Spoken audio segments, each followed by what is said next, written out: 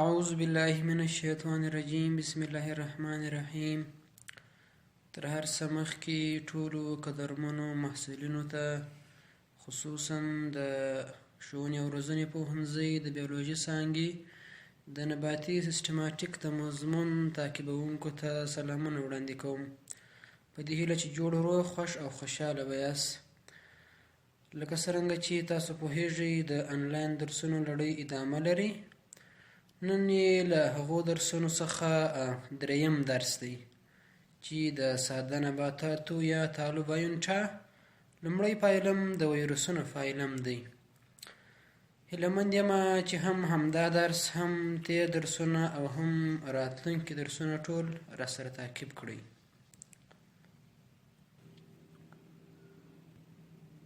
هغه مطالب چې موږ او تاسو به په همدې درس کې پرې بحث کوو، هغه لومړی د ویروسونو تاریخچه، د ویروسونو مارفولوژي، د ویروسونو ځانګړتیاوې، د ویروس حالت، د ویروس حجرې او بکټریا ترمنځ توپیر، د ویروسونو تکثر، د کوربه حجرې ته د ویروس داخلېدل، د ویروسونو طبقه بندي، د بکټریاپاج ویروس او د ویروسونو انتقال او سرایت.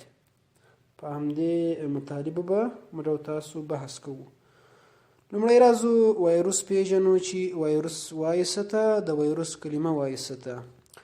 د ویروس کلمه د ویرون د کلمې څخه اخیستل شوې ده چې د ټوټې، د څه ډول ټوټې؟ د یو داسې ټوټې چې هغه زهر وي، د هغې په معنا ده. د ویروسونو علم ته ویرولوژي ویل کېږي. ویرو خپله وایي ویروس ته، یعنې له ویرون څخه اخیستل شوې ده، او لوژي وایي پوهې ته، یعنې هغه علم کوم چې ویروسونه تر څېړنې لاندې نیسي، تر مطالعې لاندې نیسي، هغه ویرولوژي ده. او هغه څوک کوم چې په ویروسونو باندې پوهېږي، یعنې د ویروسونو عالم ته ویرولوژیسټ ویل کېږي. ویروسونه غیر حجروي، مایکروسکوپي، داخل الحجروي اجباري پرازیتونه دي. غیر حجروي په دې معنا سره چې دوی د حجرې ترکیب، اجزا او جوړښتونه ټول نه لري. موږ او تاسو ویروس ته یو حجره نسو ویلی، یعنې دوی یو غیر حجروي موجود دی. بیا موږ او تاسو په راتلونکو سلایډو کې ولولو چې څنګه ویروس له حجرې څخه توپیر لري، کومې ځانګړتیاوې ورڅخه توپیر لري. همداسې مایکروسکوپي دی، یعنی موږ تاسو نسو کولی ویروس په سترګو باندې ووینو، بلکې د دې د لیدلو لپاره مایکروسکوپ ته اړتیا لیدل کېږي. هغه هم د ساده مایکروسکوپونو په وسیله باندې نه لیدل کېږي، بلکې وزینو مجهزو پرمختللو مایکروسکوپونو لکه الکترون مایکروسکوپ، لایټ مایکروسکوپ او دغو نورو ته اړتیا لیدل کېږي چې موږ تاسو یې ووینو. همداسې دوی داخل الحجروي، یعنی دوی د حجرې په داخل کې ژوند کولی شي. د حجرې په داخل کې، یعنی داخل الحجروي اجباري په دې معنا سره چې دوی به حتما د حجرې په داخل کې وي. پرازیتونه دي. پرازیت هر هغه موجود کوم چې په نورو موجوداتو کې ناروغي رامنځته کوي یا هغوی ته ضرر رسوي، هغه عبارت دی له پرازیت څخه. نو دوی هم داخل الحجروي اجباري پرازیتونه دي. د حجرې په داخل کې حتما به دوی هلته ژوند کوي. کله چې ژوند وکړي نو دوی اجباري شکل لري، یعنی اوبلیګیټ دي. بې له حجرې څخه دوی نشي کولی ژوند وکړي. د ویروسونو تاریخچه. ویروسونه په کال 1884 کې پاستور وړاندوینه وکړه چې د لیوني سپي د ناروغۍ عامل تر بکټریاوو کوچني موجودات دي. یعنی هغه موجودات کوم چې د لیوني سپي د ناروغۍ عامل کېږي، هغه دا وویله چې دا تر بکټریاوو کوچني دي، او ورته یې د ویروس یعنی زهرجنې ذرې کلمه وکاروله. په 1802 میلادي کال کې روسي عالم ایوانوسکای د تمباکو په موزاییک کې کشف کړ. یعنی لومړنی ویروس چې کشف شوی دی هغه په تمباکو کې د موزاییک ویروس و. موزاییک خپله یو ویروس دی چې داسې یو میلې ته ورته شکل لري چې په تمباکو کې ناروغي رامنځته کوي، او د تمباکو پاڼې په دې شکل سره اړوي، داسې ژړې او تورې، او د هغوی څوکې خرابې ګرځوي. په 19مه پیړۍ کې د مایکروسکوپ په کشف سره وایرولوژي د پلټنو یو لوی میدان وګرځېد. کله چې مایکروسکوپ کشف سو دلته نو وایروس ته د پوهانو توجه وګرځېده، ځکه د همدغه مایکروسکوپ په وسیله باندې دوی وکولای شول چې ډېر وایروسونه وویني او هغه مطالعه کړي او په هغه باندې څېړنې سرته ورسوي. ځکه په 1950 میلادي کال کې د مایکروسکوپ په وسیله ولیدل سو، یعنی کله چې د همدې په وسیله ولیدل سو نو وایرولوژي د پلټنو یو لوی میدان او ډګر وګرځېد او پوهانو ورته توجه واړوله، ځکه دوی د انسانانو، حیواناتو او نباتاتو په ژوند کې مهم رول لوبوي چې هغوی ته ضرر رسوي او بعضې له هغوی څخه د طب له نظره موږ تاسو کولی سو چې د ناروغیو د عامل په توګه د هغوی ارزښت هم ووایو. په 1956 میلادي کال کې امریکایي عالم سټینلي وویل چې د وایروس بدن له دوو برخو څخه جوړ شوی دی، چې یوه برخه یې عبارت ده له پروټین څخه او بله به یې هستوي تیزاب وي. په هستوي تیزابو کې به یا RNA وي یا به DNA وي. دواړه هستوي تیزاب پکې شتون نه لري، یعنی وایروسونه چې دي هغه د هستوي موادو په اساس په دوو برخو ویشل شوي دي، یو DNA وایروسز دي، بل RNA وایروسز دي. هغه وایروسونه چې DNA لري هغه DNA وایروسونه، چې RNA لري هغه RNA دي.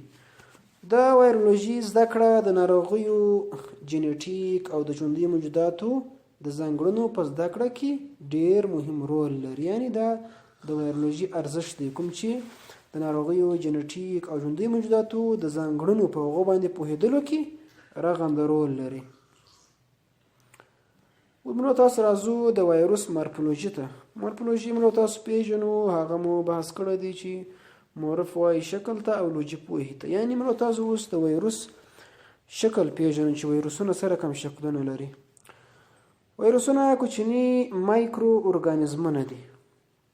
مایکرو یعنی کوچني ارګانیزمونه موجودات چې په عادي مایکروسکوپ نه لیدل کیږي. جسامت یې له 10 څخه تر 300 ملي مایکرونه پورې رسیږي. مختلف شکلونه لري لکه مدور، بیضوي، سلنډري او ځینې یې بیا د غیر منظم شکلونو درلودونکي دي. ځینې وایروسونه د کیپسیډ سربیره یو بل پوښ.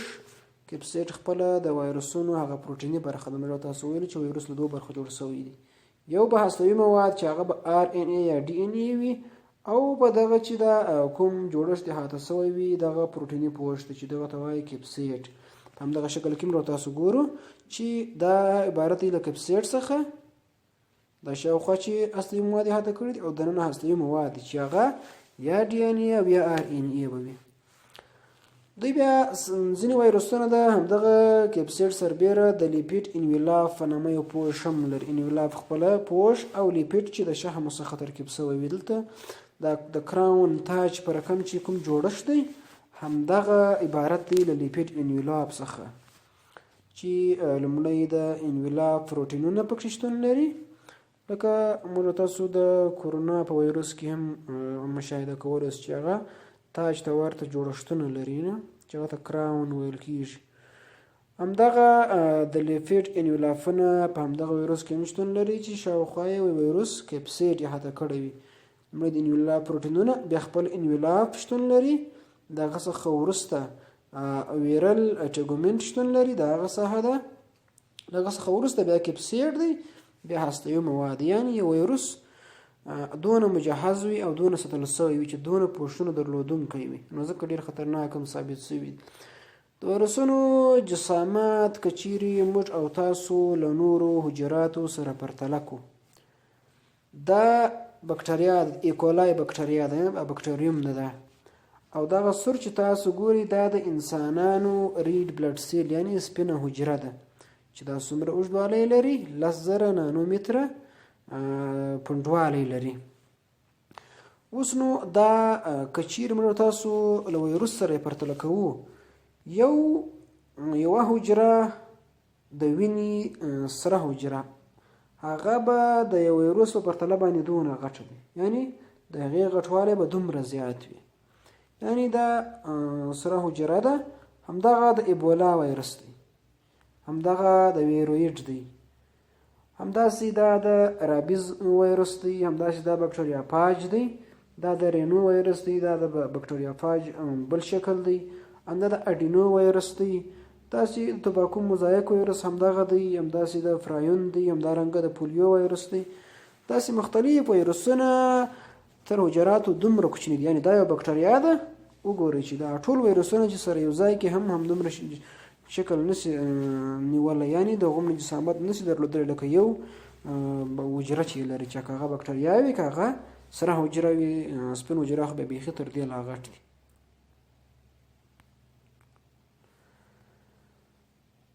د وایرس حالت دا چې وایرس ژوندی دی، حجروي دی که غیر حجروي دی، په دې هکله باندې موږ تاسو بعضې دلایل لرو. لومړی وایرس چې دی هغه غیر حجروي دی.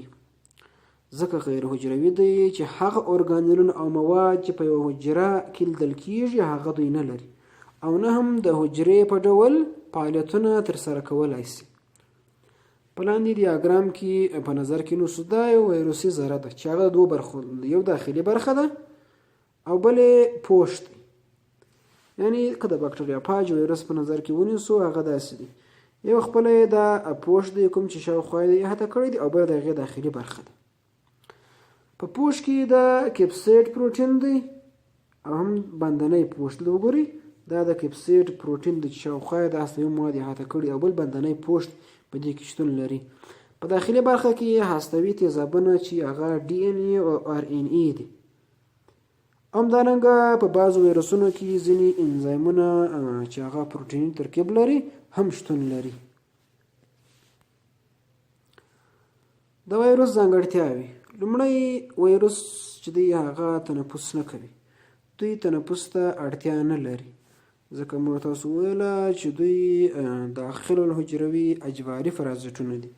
دوی له فلټر څخه هم تېرېدلی شي، یعنې مختلف فلټرونه چې شتون لري، که مثال په ډول باندې خپله د حجراتو حجروي غشا د خپل فلټر د دغه څخه هم دوی تېرېدلی شي.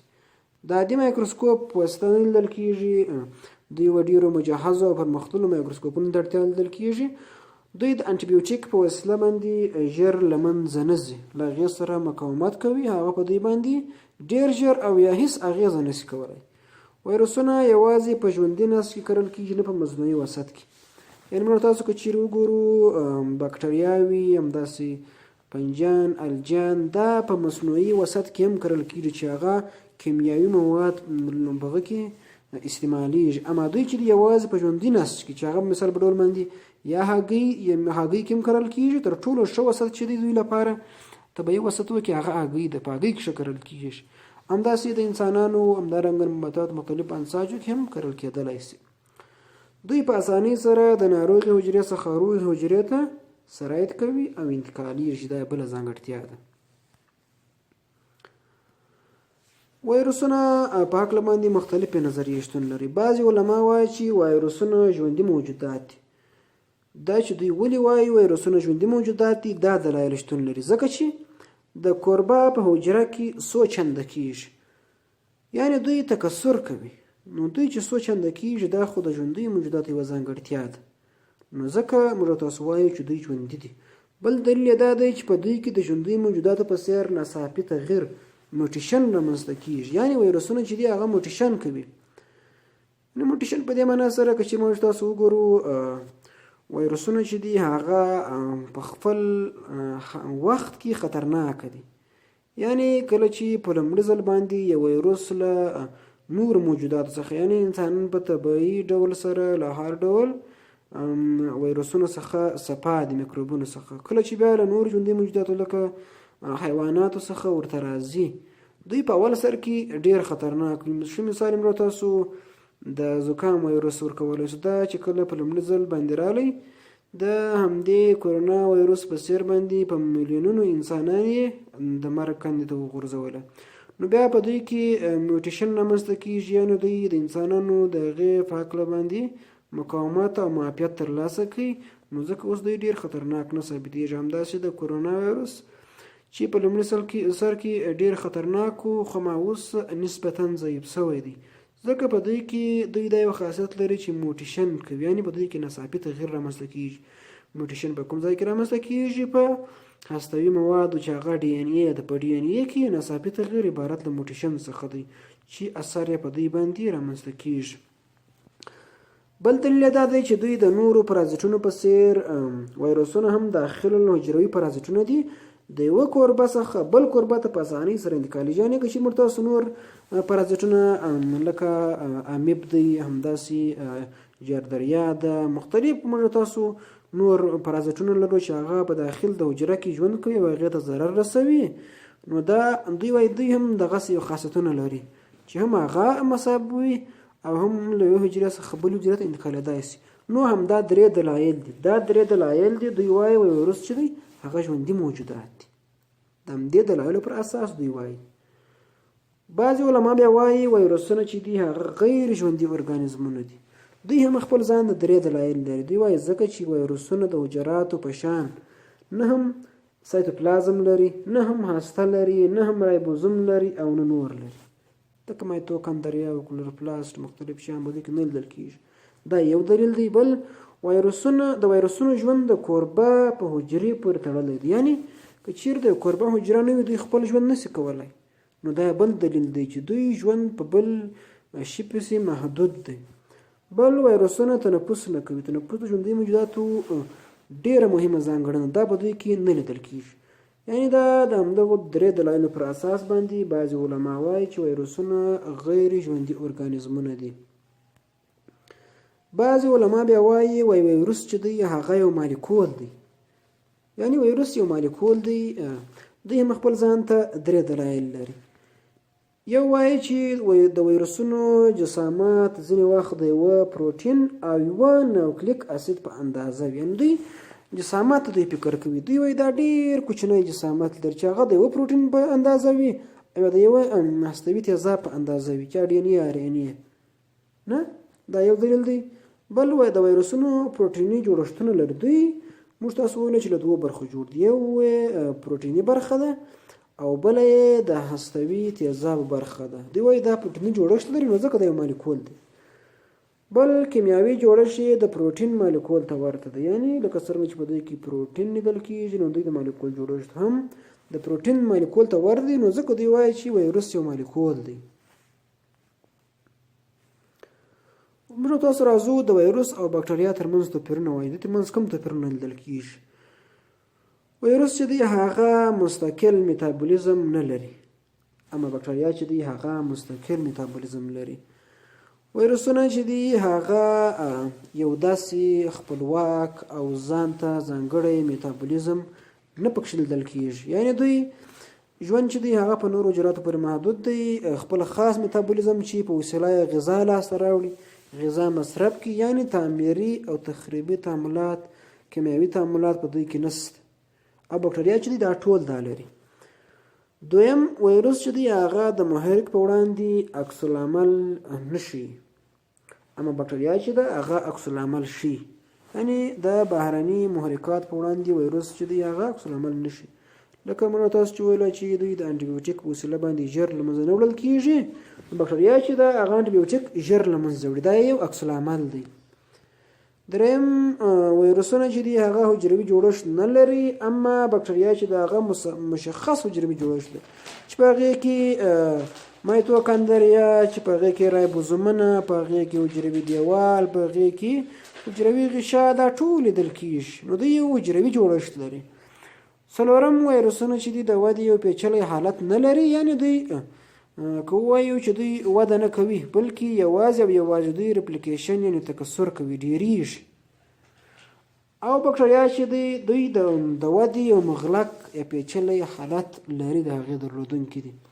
ویروسونه ارګانیولونه نه لري. ارګانیل موږ تاسو ویل ارګان وایي غړي ته، او ارګانیل کوچني غړي ته ویل کېږي. د حجرې په سایتوپلازم کې چې کوم جوړښتونه دي لکه کلوروپلاست، مایتوکاندریا، رایبوزوم، پروکسیزوم، همدارنګه پلاسیدونه، دا ټول ارګانیلونه دي.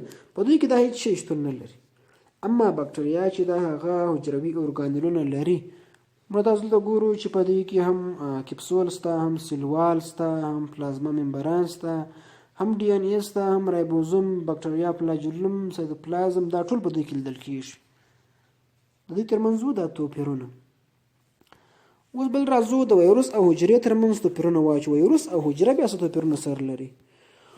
وایروس چې دی هغه موږ تاسو مخکې وویله چې هستوي پرده، پلاستیدونه، مایتوکندرې او رایبوزوم نه لري، اما حجره کې نوموړي ارګانیلونه شتون لري. وایروس چې دی هغه جنیټیکي مواد یا RNA وي او یا DNA، اما په حجره کې دواړه لیدل کیږي.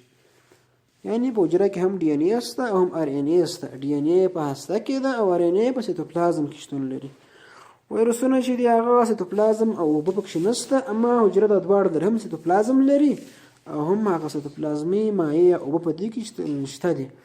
وایروسونه چې دی هغه ځانګړی تکثر د ریپلیکیشن په نامه لري، اما حجره چې ده هغه مستقل تکثر د ډیویژن په نامه لري. یعنی وایروسونه د ریپلیکیشن یعنی کاپي کېدل، دوی له خپل ځانه کاپي باسي او نور حجرات رامنځته کوي. دا دوی چې دی ریپلیکیشن دی، دا دوی یو خاص تکثر دی، یعنی یوازې تر وایروسونو پورې دا محدود دی. اما حجرې چې دی هغه مستقل تکثر لري چې هغه په ټولو حجراتو کې شته، که هغه بکټریا وي، که هغه الجیان وي، که هغه پنجان وي، که هغه نباتات وي، که هغه حیوانات وي، که هغه رسوي، په ټولو کې لیدل کېږي. نو تاسو بل راځو د وایروس جنیټیکي مواد وایو. وایروس کوم جنیټیکي مواد لري؟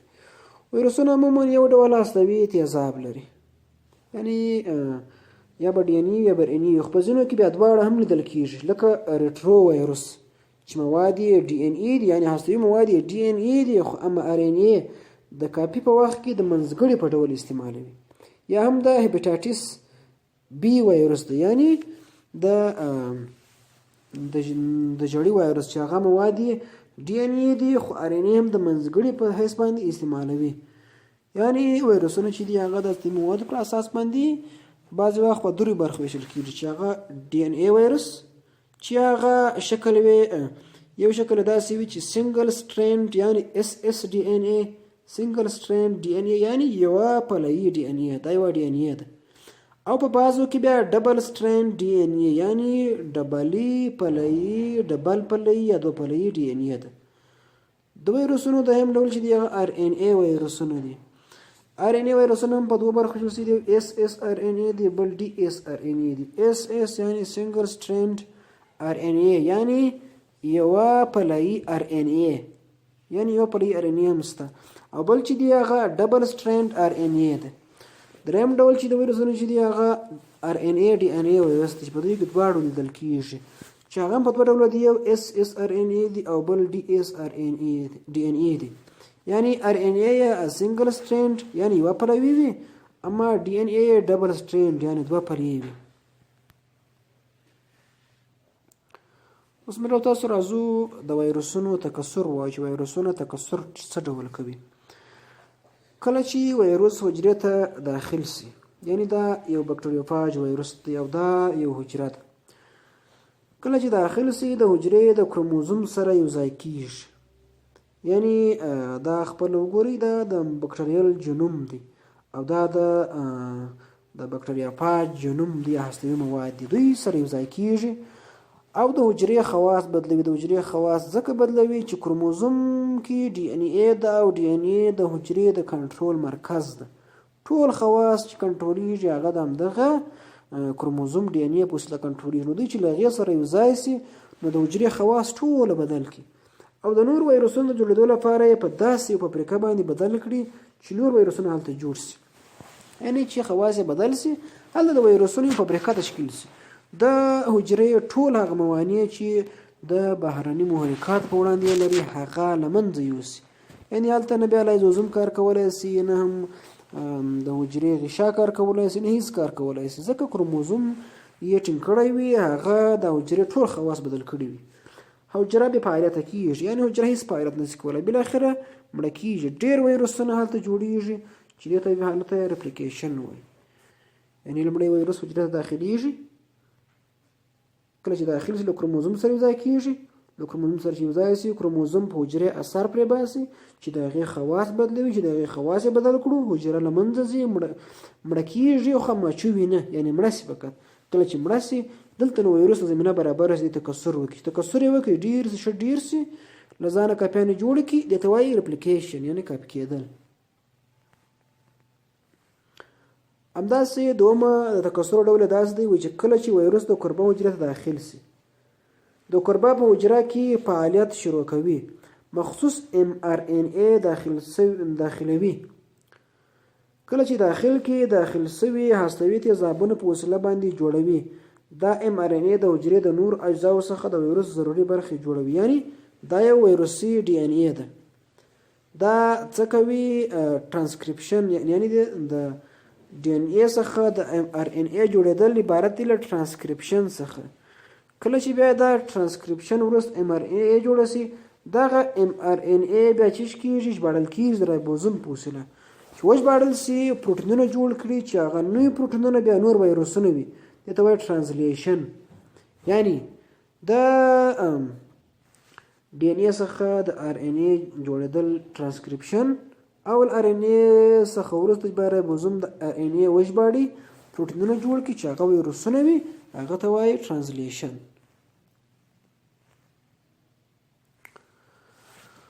اوس موږ او تاسو راځو دا لولو چې د کوربه حجرې ته وایرس څنګه داخلیږي د کوربه حجرې ته د وایرس په داخلېدو کې لاندې مرحلې لیدل کېږي لومړی ابزورپشن یعنی جذب کله چې په لومړي ځل باندې یو وایرس و حجرې ته راورسیږي یعنی دا یو وایرس دی او دا یو حجره ده کله چې راورسیږي د کوربه د حجرې په برخه کې د ریسپټر نومیږي هلته جذب کېږي نه دا ریسپټر یا آخذې دي دا ریسپټر آخذې دي او دا د وایرس پروټین دی یعنی همغه تاسو چې ویله لیپید یعنې غلاف هغه جوړښتونه یا پروټینونه دي دا څه پکې کېږي د آخذو سره مښلي یعنی کله چې دوی راځي همدغه پروټینونه دوی لومړی آخذو ته ورکوي وګورئ دا زرغونه دا چې کله ورکړي دلته نو حجره دا فکر وکړي چې دا خو نو پروټین دی نو چې دوی نو فکر وکړي چې دا پروټین دی او دوی وپېژني چې دا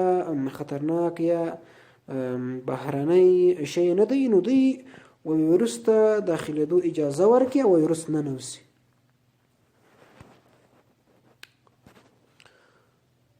دویمه مرحله یې داخلېدل یا هم پینټریشن دی چې دی پینټریشن یا داخلېدل دلته نو وایرس د حیواني حجرې په وسیله باندې د فاګوسایټوسس د عملیې په وسیله باندې بلل کېږي یعنی د پینټریشن په عملیه کې وایرس چې کله د آخذې سره ومښتي دې ته وایي جذب یا ابزورپشن دوم مرحله کې د وایرس د فاګوسایټوسس د عملیې په وسیله باندې دننه حجرې ته داخلېږي پوښ لرونکو وایرسونو پوښ د کوربه په حجرې د باندې په سطح کې پاتې کېږي هغه وایرسونه چې پوښ لري پوښ یې د باندې پاتې کېږي او هستوي مواد یې هستوي تیزاب یې د کیپسیډ سره یو ځای داخلېږي چې دا بیا له منځه ځي یعنې کیپسیډ له منځه ځي او هغه هستوي مواد یې پاتېږي یعنی د ابزورپشن په مرحله کې تاسو یې دلته په شکل کې لیدلی شئ چې دوی څنګه داخلېږي یعنی له خاصو ریسپټر یا آخذو سره دوی یو ځای کېږي او بالاخره داخلېږي په دوم مرحله کې موږ تاسو ویله چې دوی د پینټریشن په مرحله کې دوی د فاګوسایټوسس د عملیې په وسیله باندې داخلېږي کله چې داخل سي هلته بیا د حجرې انزایمونه ورباندې راټولیږي چې هغه ورباندې راټول سي نو د کیپسیډ له منځه ځي او یوازې هستوي مواد یې پاتېږي چې هغه بیا هستې ته ځي په ویډیو کې موږ تاسو ګورو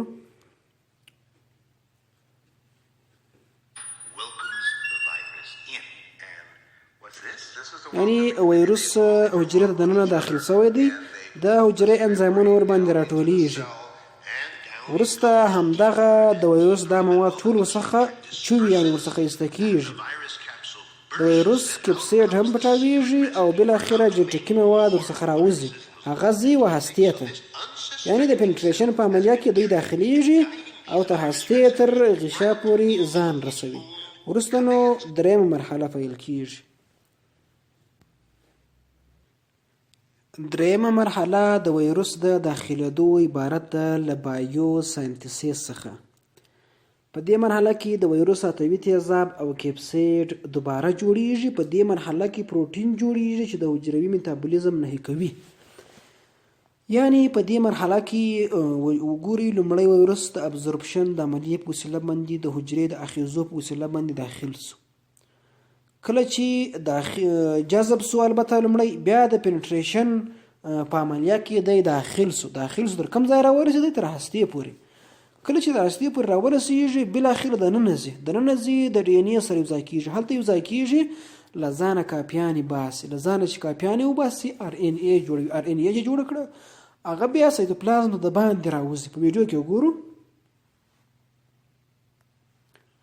یعنی دا ویروس هستوي مواد چې دي دا هستوي مواد دا راځي دننه هستې ته د حجرې هستې ته راځي.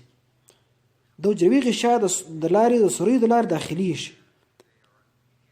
کله چې داخل سي هلته بیا د مختلفو انزایمونو په وسیله باندې د هستې په دننه کې دوی د خپل ځان څخه کاپي باسي. یعنی دا د ویروسي ډي ان اې ده. دغه ډي ان اې له خپل ځان څخه کاپیانې جوړوي. یعنی کاپیانې موږ کاپي باسو. دوی هم داسې له خپل ځانه کاپیانې باسي. کله چې کاپیانې وباسي دا د باندې ار ان اې راځي. دغه رایبوزومونه دا ټینګ چې ونیسي دا رایبوزومونه دا ژباړي چې وژباړي دا کوم څه چې جوړیږي هغه پروټینونه دي. دا پروټینونه دي. دا بالاخره راځي د باندې راځي. کله چې راسي د کیپسیټ په وسیله بیرته احاطه کیږي چې دا بیا نور ویروسونه دي. دا چې اوس راووت دا ویروسونه اوس نور حجرو ته ځي او هغه هم مسابوي. بالاخره نور حجرې همداسې څور پسې مسابل کیږي. اوس راځو د ویروسونو طبقه بندي وایو. یعنی ویروسونه څنګه طبقه بندي شوي دي. ویروسونه د میزبان له مخې په 4 برخو یعنی د کوربه له مخې په 4 برخو ویشل شوي دي. یو دی نباتي ویروسونه. دا ویروسونه د زخمونو ګرده اچونې او نور لارو نباتاتو ته داخليږي او مختلفې ناروغۍ رامنځته کوي. یعنی دوی کله چې یو نبات یو برخه زخم سي دوی انتقالیږي او هم د ګردې اچونې یا هم د پولینیشن د عملیې په وسیله باندې چې په هغې کې له یوه ګل له نارینه الیه څخه د بل ګل و ښځینه الیې ته سپور دغه ځي پولینونه یعنې پولین ګرین د پولین دانې بیا هلته هغه تخمه القا کوي. نو دوی د همدې د لارې څخه هم داخلېدای شي. دوم چې دی هغه حیواني ویروسونه په حیواني انساجو کې ژوند کوي او مختلفې ناروغۍ رامنځته کوي لکه د مرغانو د مړینې ناروغۍ. همداسې نو ډېرو ناروغیانې رامنځته کوي. انساني دي چې په انسانانو کې ناروغي رامنځته کوي د هغوی په حجراتو کې ژوند کوي لکه پولیو، کورونا، انفلونزا مختلف ویروسونه دي چې دا په انسانانو کې ژوند کوي. نباتي مثالونه ته مزایک ورکولی شو. د تمباکو پاڼې خرابوي. تمباکو مزایک ویروس دا تمباکو مزایک ویروس دی. بل د حشراتو ویروسونه دي. د حشراتو په انساجو کې ژوند کوي لکه حشراتو کې د شاتو مچۍ چې کله په سپینو پوډرو بدل شوي وي دا د یو ویروس په وسیله باندې دا کېږي چې مچۍ اغېزمن کوي او هغه په پوډرو باندې بدلوي. بل بکټریایي ویروسونه دي چې بکټریا له منځه وړي لکه دا بکټریا ویروس. دا بکټریا پاج په طب کې ډېر ارزښت لري ځکه دا ډېر په اسانۍ سره مطالعه کېږي او هم دوی بکټریا مسابوي. د بکټریا مطالعه تر انسانانو او نور موجوداتو ډېر اسانه ده. بکټریا فاج ویروس نو تاسو راځو د ویروسونو د نماینده په حیث باندې مطالعه کوو. هغه ویروسونه چې بکټریا تر حملې لاندې نیسي بکټریا فاج په نامه یادېږي. یعنې بکټریا معنی بکټریا او فاج معنی بله کول چې بکټریا تر حملې لاندې نیسي. چې علایم یې د لومړي ځل لپاره د ټار لخوا په 1915 میلادي کال کې بکټریا کشف شو. موږ تاسو راځو د بکټریا فاج ویروس تکثر وایو. د بکټریا فاج ویروس چې دی هغه هم تکثر کوي. دوی د خپل تکثر لپاره 2 مرحلې لري. لومړی لایټیک سایکل. لایټیک سایکل یعنی د تجزیې سایکل یا دوران. دا دوران د بشپړېدو لپاره 4 مرحلې لري. لومړی د اټیچمنټ یا مخکې موږ تاسو ویل د ابزورپشن یعنی د مشتلو یا د جذبېدلو مرحله ده. دوم چې د پینټریشن د داخلېدو مرحله ده. دریم چې هغه د بایو ساینتیسیس مرحله ده یعنی د نوو حجرات د جوړېدو مرحله ده. څلورم مرحله د مچوریشن د بالغ کېدو مرحله ده چې ویروسونه بالغ کېږي او پنځم مرحله کې ریلیزینګ ویروسونه خوشې کېږي یا ایله کېږي. ویروس خپل هستوي مواد حجرې ته داخلوي په دې لایټیک سایکل کې. هلته د نور ویروسونو اجزاوې تشکیلوي او وروسته د باندې پرېښودل کېږي. دا لایټیک سایکل دی. په دې کې دا 5 پړاوونه دي. اوس تاسو راځو لایټیک سایکل په ویډیویي شکل باندې وایو.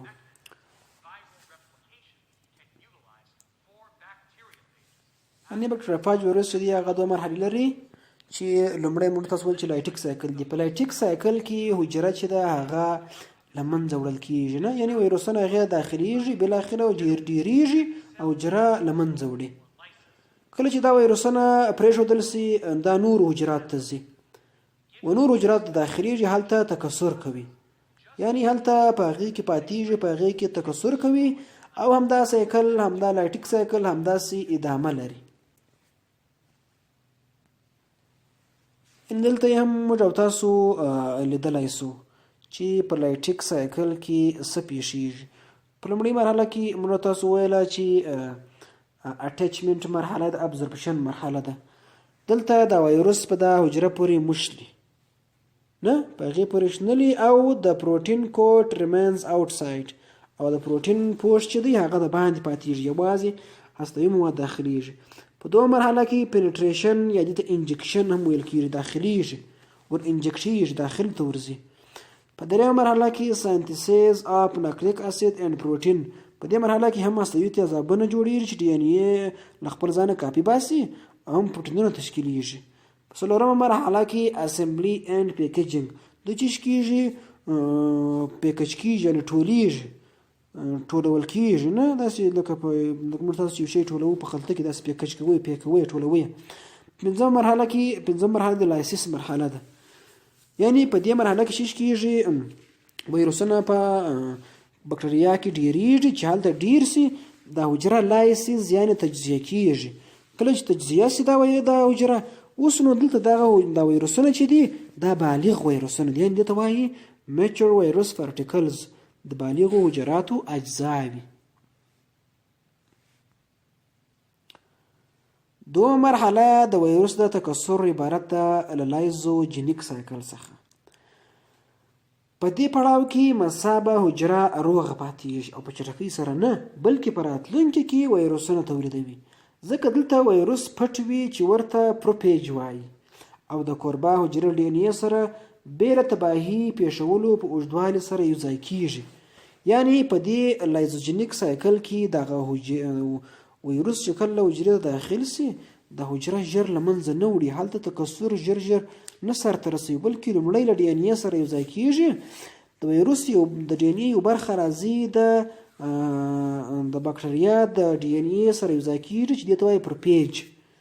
موږ تاسو راځو په ویډیو کې ګورو، بیا هم ښه سر په خلاصېدای شي.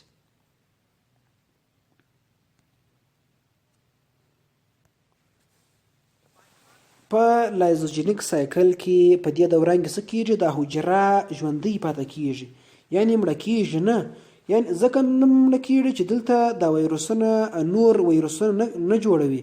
دلته دا وایرس دا شنه چې وینئ دا د وایرس ډي ان اې دا له بکټریا له ډي ان اې سره یوځای کېږي چې دې ته پروپیج وایي، دا 2 ډي ان او ته پروپیج وایي. وروسته بیا همدغه وایرس چې پروپیج لري دا ویشل کېږي، یعنې دغه حجره خپله تکثر کوي چې پروپیج درلودونکې وه، دا دغسې نارمل پاتې کېږي چې بالاخره په ناڅاپي سره د دوی لایټیک یعنې لایز یا هم تجزیه صورت نیسي چې دغه بیا چوي نه، چې ویش وکړي بالاخره بیا ناڅاپي ډول سره دا چوي او له منځه ځي. وګورئ اوس دلته یعنې لومړی حجره له منځه نه ځي، ژوندۍ پاتې کېږي، تکثر کوي، پروپیج لري، بالاخره وروسته بیا دا حجره له منځه ځي.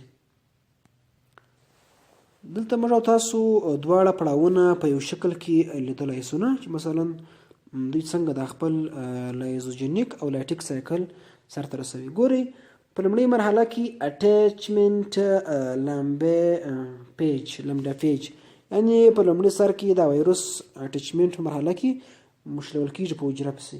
په 2 مرحله کې وګورئ دا وایرس به حجرې ته داخلېږي. په 3 مرحله کې دغه وایرسونه څه به کېږي، ګورئ دا لومړی یو لایټیک سایکل سرته رسوي. لایټیک سایکل په څه ډول سرته رسوي، دی راځي لومړی دلته داخلېږي، کله داخل سي وروسته دغه د وایرس ډي ان اې راځي له بکټریا ډي ان اې سره یو ځای کېږي. ګورئ دا د وایرس ډي ان اې، دا د بکټریا ده. کله چې دا سره یو ځای کېږي دلته پروپیج ان کروموزوم، په کروموزومونو کې د پروپیج جوړېږي. کله چې دا جوړ سي بیا دغه ویشل کېږي چې ته وایي لایزوجیني. کله چې دا داسې جوړ سي بیا دا ویشل کېږي، چې کله وویشل سي بیا ډېر حجرات داسې جوړ، وګورئ ډېر حجرات تشکیل کړي دي. کله چې دا جوړ کړي په 4مه مرحله کې د سنتسیس مرحله کې بیا ام ډي ان اې جوړېږي او هم پروټینونه جوړیږي. کله چې دا جوړ سي دلته اسمبلی یعنی ډیریږي سره یو ځای کیږي. په اتمه مرحله کې دا پټاویږي د حجره. بیا په اتمه مرحله کې ریلیز د ویروسونو له حجرې څخه ایسته کیږي وځي او دلته چیش کیږي د ویروسونه پاخه وي او حجره هم له منځه وړل کیږي.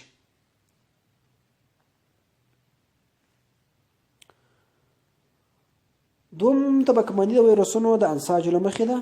لومړی چې دی هغه ډرموټروف دی، یعنی هغه ویروسونه چې په پوست کې ژوند کوي لکه د چک ویروس نه، دغه چې دا پوست دا داسې کړی دی د نور باندې راخیږي دا چې چک ویروس دی چې ډرموټروف ویروسونه دي. دویم چې دی هغه ویسروټروف دی چې په غدواتو کې ژوند کوي لکه د ژیړې تبې ویروسونه. د ژیړې تبې په ناروغي چې کوم ده هغه د ویسروټروف غدواتي ویروسونه دي. او بل چې دی هغه نروټروف دی د عصبي سیستم په سطح کې ژوند کوي لکه د لیوني سپي. د لیوني سپي ویروسونه چې دی هغه عربي ویروس چې هغه په اعصابو باندې اثر کوي نو ځکه انسان ژر له منځه وړي. همدارنګه څلورم ډول چې دی هغه پینټروف دی چې په ډیرو او مختلفو انساجو کې ژوند کوي لکه د چرګانو د اوبا ناروغي. دا د انساجو له مخې دوی طبقه بندي. د ویروسونو انتقال او سرایت. ویروسونه چې دی هغه په مختلفو لارو انتقال. لومړی د مستقیم تماس له لارې چې د مستقیم تماس په واسطه باندې انتقال صورت نیسي لکه د انکلوژن کنجنکټیویټیس چې دا د ماشومانو سترګې خرابوي. دا د مستقیم تماس په وسیله باندې که چیرې یو کس له بل کس سره په تماس کې سي دوی هم په دې باندې اخته کیږي. دوم د زخم د لارې هغه ویروسونه هم کیږي انتقالیږي لکه متأصل په نباتي ویروسونه. همدارنګه دریم چې دی هغه د غذا د لارې هم انتقالیږي لکه پولیو ویروس چې دا د ناپاکو غذا د لارې څخه انتقالیږي.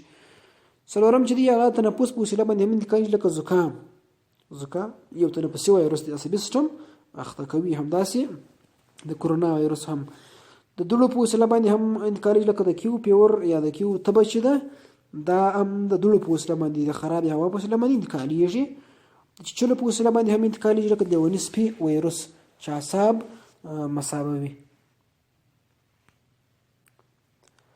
اوس موږ تاسو راځو د ویروس د مستقیم انتقال او سرایت یوه ویډیو ګورو چې مستقیم ډول څنګه انتقالیږي. اوس موږ تاسو راځو د ویروسونو د مستقیم انتقال او سرایت ویډیو ګورو. هغه هم د ایچ آی وي یعنی هیومن ایمونو ډیفیشنسي ویروس چې د ایډز په نامه ناروغي رامنځته کوي. نه ایډز یعنی اکوایرډ ایمونو ډیفیشنسي سنډروم چې دا د ایډز ناروغي څنګه رامنځته کیږي دا موږ تاسو دلته ګورو چې څنګه دا مستقیم انتقالیږي او څنګه دننه فعالیت کوي. یعنی موږ تاسو دا د ویروسونو څخه یو ویروس مطالعه کوو.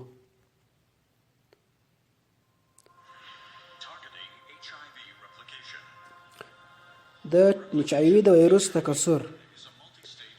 د ایچ آی وي ویروس چې دی دا خپل فعالیت شرط رسوي دا څو مرحلې لري.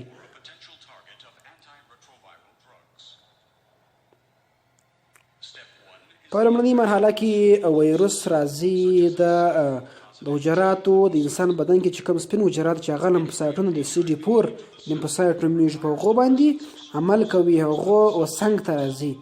په لومړنۍ مرحله کې د ابزورپشن مرحله وي نه د اټیچمنټ مرحله لکه په ګریپاژ کې دا د دوی له آخذو سره مشلي.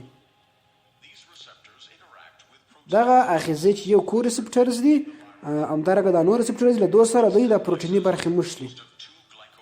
دوه برخې لري یو G128 دی او بل GT428 دی. نه دا یعنی یو لیپیډي برخه ده او بله پروټیني برخه دا راځي له همدغو آخذو سره مشلي د حجرې آخذې ده. کله چې آخذې یعنی دا پوسي چې دا پروټین دی نو ځکه د ویروس د داخلېدو اجازه ورکوي. کله چې دا آخذې اجازه ورکړي نو وروسته بیا دغه شحمي برخې د ویروس هغه راځي بالاخره همدغه ویروس د پینټریشن د عملیې په وسیله باندې چیش کیږي داخلیږي. یعنی همدغه پروټین او لیپیډ حجرې دا سهولت ورکوي چې دننه داخل سي. د ویروس نکلوکپسیډ و حجرې ته دننه داخلیږي. هلته د مختلف برخې لري. یو د RNA برخه ده د RNA انټیګریز انزایم پروټیز انزایم ریورس ټرانسکریپټیز انزایم دی. ریورس ترانسکرپټیز دنده دا ده تر څو د وایروس د ډي ان اے چې وکړي د ځانه کاپي وباسي او هم د ار ان اے په ډي ان اے باندې بدله کړي. یو اکټیو سایت دی بل پلمریز اکټیو سایت دی. کله چې ار ان اے راځي په همدغه سایت کې دغه څخه ډي ان اے جوړیږي. وروسته چې بیا و دا بلې برخې ته راشي دلته بیا په ار ان اے باندې بدلیږي. بالاخره چې بیرته راځي نه بیرته هغه پاتې شوی ډي ان اے برخې هغه بیرته جوړیږي. کله چې دا بیرته جوړ شي اوس نو دا وایروسي ډي ان اے تشکیل شو. اوس نو انټیګریز خپل عمل کوي. دا په یو برخه کې پرې کوي په دا بله برخه کې هم پرې کوي چې بیا هلته له وایروسي ډي ان اے سره وموښلي. دوی راځي دغه انټیګریز انزایم راځي دننه و هستې ته له سایتوپلازم څخه هستې ته دغه ډي ان اے انتقالوي وایروسي ډي ان اے. هلته یې له حجرې له ډي ان اے سره یوځای کوي چې کله یو سره یوځای کړي هلته له هغې سره یوځای کېږي. وروسته نو د ټرانسکریپشن د عملیې په وسیله کې چې کله دغه ډي ان اے ژباړل کېږي ار ان اے ته دلته همدغه وایروسي ډي ان اے هم پکښې وژباړل شي. کله دا وژباړل شي نو دا سایتوپلازم ته راځي چې هلته بیا مختلف پروټینونه جوړیږي. نن ته وګورئ تاسو د ار ان اے څخه چې وژباړل شوه مختلف پروټینونه جوړ شوه. دلته بیا دا پروټیز یو بل دنده هم لري چې دا په کوچنیو غټ پروټینونه په کوچنیو پروټینونو باندې ویشي. کوچني پروټینونه جوړیږي چې دا بیا له دې څخه به وایروسونه جوړیږي. وایروسي ار ان اے انټیګریز پروټیز او ریورس ترانسکرپټیز دا ټول سره یوځای کېږي بالاخره له حجرې څخه د باندې راوځي. اوس دغه نابالغ حجرات راځي اوس دوی په بالغ وایروسونه باندې بدلیږي. یعنی اوس نابالغ اوس بالغ شو. اوس نو دوی کولای شي چې مختلف حجرات تر حملې لاندې راولي. دغه ریپلیکیشن یا تکثر همداسې ادامه لري. یعنې په یوه ورځ کې میلیونونه د ایچ آی وي وایروسونه تشکیلیږي چې دغه وایروسونه بیا ځي و نورو حجراتو هغه مصاب او اخته کوي.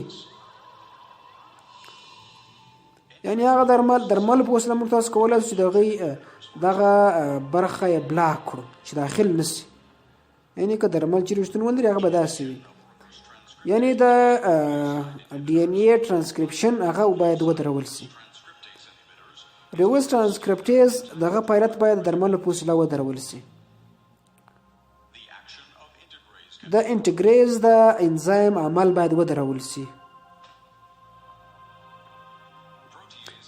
پروټیز منع کوونکي انهبیټرز دا کولی شي چې د دوی دغه غټ پروټینونه په کوچنیو بدلېدو باندې مخه یې راوګرځوي.